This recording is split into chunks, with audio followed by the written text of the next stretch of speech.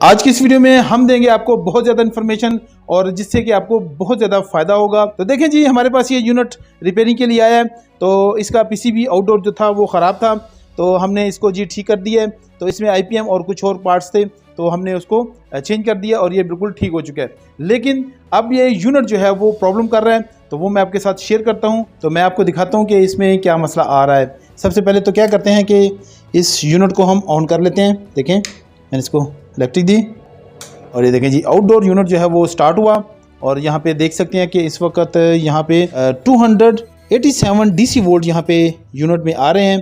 तो इसके आईपीएम पे आ रहे हैं जी। मैं अगर देखता हूँ इसके डिस्प्ले पे, तो देखें यहाँ पे जो इकोनॉमी की लाइट है मुसलसल ब्लिंक कर रही है और ऑपरेशन लाइट जो है वो वन टाइम ब्लिंक कर रही है, और इसके अलावा टाइमर की जो लाइट है वो भी वन टाइम ही ब्लिंक कर रही है।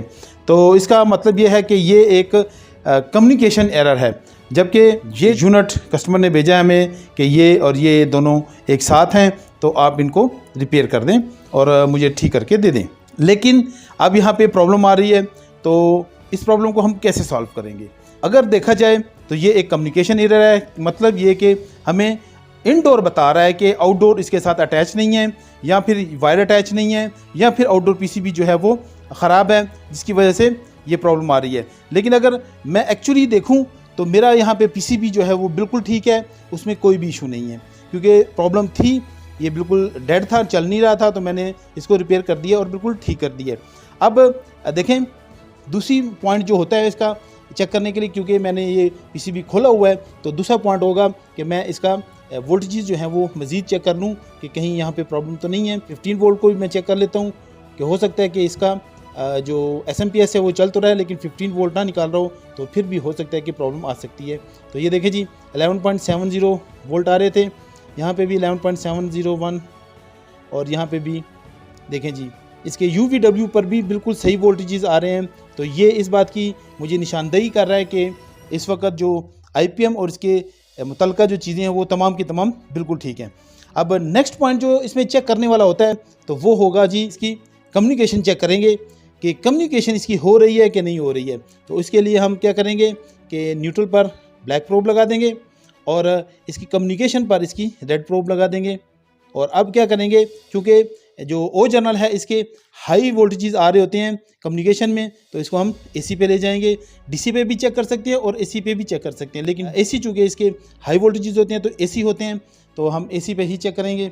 तो देखें जी, इसकी कम्युनिकेशन अगर देखी जाए नॉर्मली, क्योंकि फ्लक्चुएशन हो रही है, तकरीबन जितने भी वोल्टेज हैं अप एंड डाउन हो रहे हैं, तो इसका मतलब ये हुआ कि हम इससे अंदाज़ा कर सकते हैं कि ये सिस्टम जो है वो कम्युनिकेशन कर रहा है।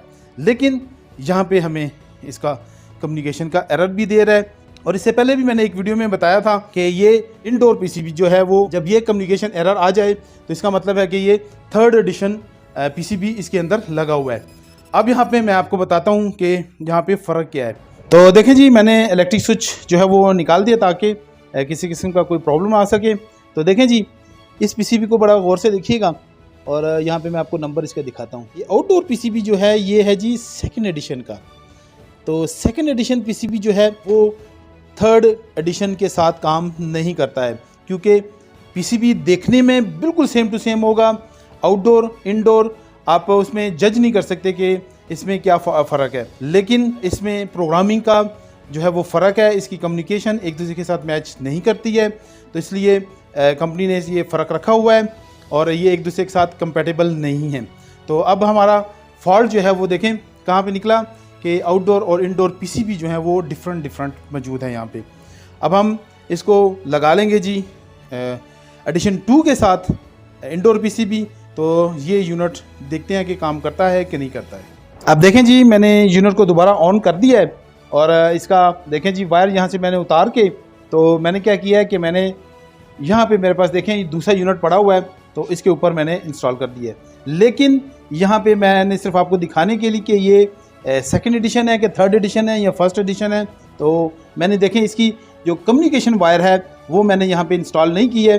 तो अब देखें जी, यहाँ पे हमें ये एरर क्या दे रहा है वो मैं आपको दिखा देता हूँ, तो थोड़ा वेट करेंगे। तो ये देखें जी, ये 2 टाइम ब्लिंक्स जो है वो इसकी जो टाइमर लाइट है वो आ रही है। तो तो इसका मतलब ये हुआ कि ये एडिशन 2 PCB है। तो अब हम इसको इस आउटडोर के साथ इंस्टॉल करते हैं और देखते हैं कि क्या ये कम्युनिकेशन सही करता है कि नहीं करता। दोबारा से जो है वो हम यूनिट को स्टार्ट करते हैं और देखते हैं कि ये क्या फंक्शन करता है। और देखें जी, मैंने यहाँ पे इसको स्टार्ट कर दिया है और देखें इसकी कम्युनिकेशन वायर जो है वो मैंने यहाँ पे लगा दी हुई है। तो अभी थोड़ी देर में हमें जो है वो इसका रिज़ल्ट भी पता चल जाएगा। तो देख सकते हैं कि इसकी जो ऑपरेशन लाइट है रेड वाली वो जल रही है और काम कर रही है। और देखें जी, इसका जो फ़ैन है, ब्लोअर है, वो भी चलना शुरू कर दिया इसने। तो अभी थोड़ी देर में हमें इसका पता चल जाएगा रिज़ल्ट की सूरत में कि ये फंक्शन करता है कि नहीं करता।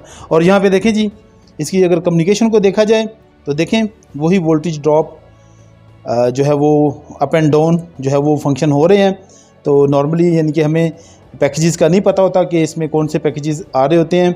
तो सिर्फ हम मीटर से ये पता कर सकते हैं कि ये अप एंड डाउन होने की सूरत में कम्युनिकेशन हो रही होती है।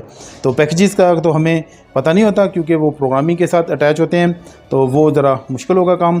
तो देखें जी, अब हम थोड़ी देर इसको वेट करेंगे और देखते हैं कि ये काम जो है वो हमारा ठीक हुआ है कि नहीं हुआ। और अब देख सकते हैं कि इसका आउटडोर फ़ैन मोटर जो है वो स्टार्ट हो गया है और इसका जो कंप्रेसर है वो भी स्टार्ट हो चुका है।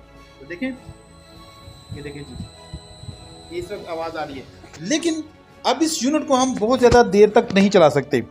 तो क्या वजह है? एक तो यहाँ पे हीट सिंक यहाँ पे इंस्टॉल नहीं है और दूसरा यहाँ पे कंप्रेसर जो है इस वक्त ब्लॉक है। तो अब आप देख सकते हैं कि मैंने PCB को जी इसकी मुकम्मल हीट सिंक में जो है वो मैंने इंस्टॉल कर दिया है और फुल प्रोटोकॉल्स के साथ हम इसको टेस्ट करके तो कस्टमर के हवाले कर देंगे।